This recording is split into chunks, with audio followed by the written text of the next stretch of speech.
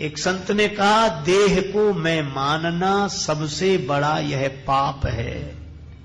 देह को मैं मानना सबसे बड़ा यह पाप है। सब पाप इसके पुत्र हैं, यह पाप का भी बाप है। और यही देहाभिमान, मैं शरीर हूं।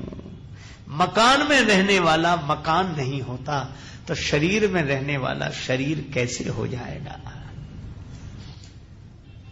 पर पक जाए तो भीतर वाला अलग बोलने लगता है।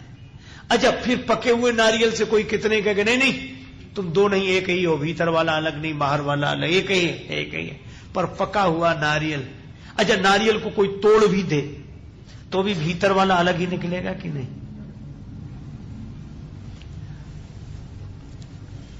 और अलमस्त फकीर मंसूर को यह अनुभूति हुई थी।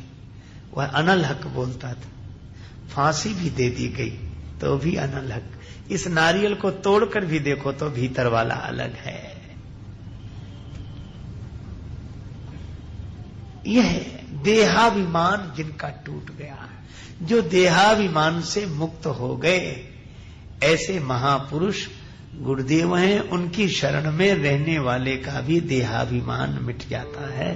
पर पहले अभिमान छोड़कर सेवा करनी होती है तो देहाभिमान सहज मिट जाता है। इसलिए गुरुपद पंकज सेवा तीसरी भगति अमान। अच्छा, फिर एक बात और, अभिमान मिटाने का और कोई उपाय नहीं। अगर गुरुदेव की शरण में न जाएं तो अभिमान मिटाने का कोई उपाय नहीं।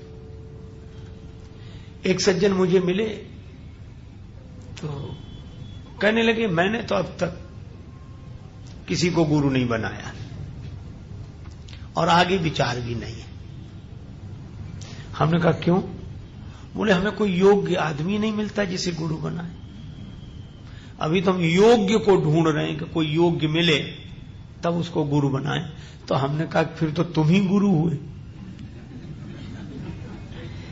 जब तुम खोज रहे हो कि योग्य आदमी मिले, इसका आशय क्या है?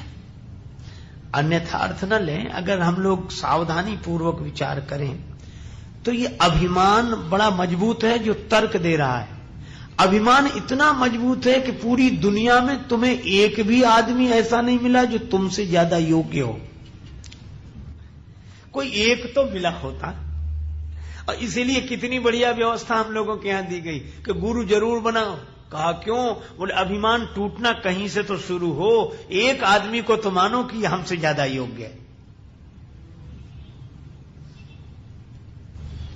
अच्छा, फिर मैं आपसे कहता हूं, श्रद्धा का अपना चमत्कार होता है। एकलव्य ने तो निष्ठापूर्वक गुरुदेव द्रोणाचार्य की मूर्ति का पूजन किया था और बाण विद्या मिल गई थी।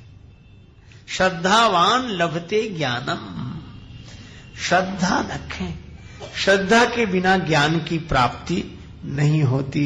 इसलिए जहां श्रद्धा हो जाए वहां समर्पित हो जाना चाहिए। यही कल्याण का एकमात्र उपाय है।